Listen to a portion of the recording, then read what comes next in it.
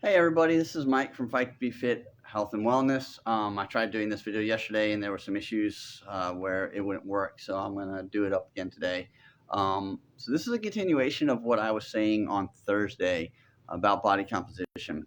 I mentioned visceral fat and that I would get into it a little bit later on. So last year I was at an event and I had two individuals get on my body composition scale, and one of them was 5'10", weighed a little over 300 pounds, and the other one was 6'1" and weighed about 275.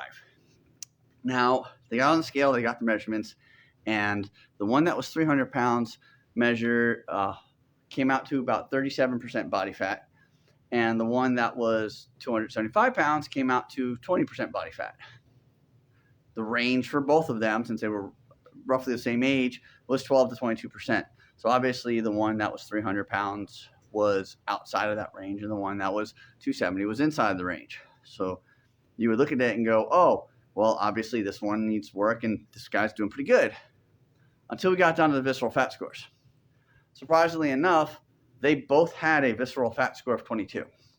Now, depending upon the literature that you read, some of it says that 13 to 15 is caution zone. Some of it says 10 to 13 is caution zone. I use 13 as my number. You want to be below 13. If you can be below 10, that's even better, but you don't want to be above 13, because regardless of the material that you read, 13 is where it starts being problematic. So both of these individuals were almost double what they should be at. And you look at them, one of them had just started, they're both athletes. One of them had just started training for what he was doing, and the other one had been training for quite a while. But the one that was over 300 pounds, when I explained to him about visceral fat and what it was, he was not surprised. The one that was 275 was shocked. How is my visceral fat score like that? I work out and I eat right. I eat a diet that's supposed to be good for athletes that do what I do. And I had to tell him, I said, maybe it is what you're eating. What people don't understand is that your body is genetically programmed to either utilize carbohydrates, dietary fat, or protein best. And just because you're an athlete doesn't mean that you should be eating a high protein diet. If your body is internally regulated to process carbohydrates better than protein, which mine is, then you should be eating a higher carbohydrate diet.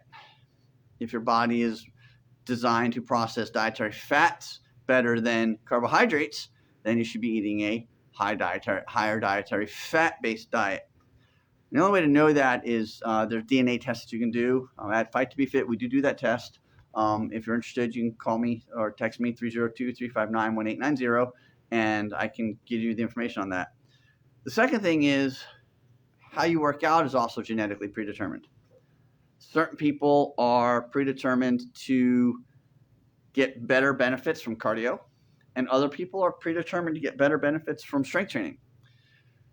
You don't know, again, unless you do the genetic testing. And then the last thing that's possible is they're both athletes. The one had been doing what he did for considerably longer, and as an athlete who has a regular job, people tend to take a lot of aspirin and Tylenol and ibuprofen, and that can negatively impact the composition of your digestive tract. So taking a probiotic is probably a good idea for anybody who does a sport that does have an actual real job and needs to not get hurt.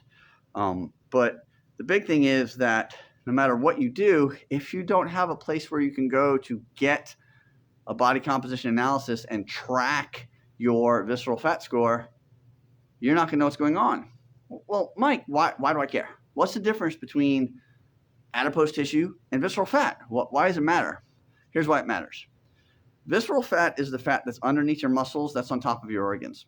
It is what is associated with high blood pressure, high cholesterol, insulin resistance, type 2 diabetes. Studies have shown that it can be linked to pancreatic cancer, because it's on the organs and it prevents them from being able to operate the way they're supposed to, and it's around the blood vessels and it prevents them from being able to expand and contract the way they're supposed to. Scores above 13 increase your risk for those diseases, plus a bunch of other ones. while the adipose tissue, cellulose that we see, puts a lot of stress on our joints, that can be compensated for with muscular training and stuff like that. Visceral fat really can't. So if you're interested in finding out more, you can contact Fight to Be Fit Health and Rehab. We're right here in Dover, 773 Walker Road. Our cell phone number is 302-359-1890. Email fight, the number 2, the letter B, fitdover@gmail.com. Or check us out at Fight to Be Fit Health and Rehab, Fight to Be Fit Training and Athletics.com, or follow us on YouTube at Fight to Be Fit Health and Rehab.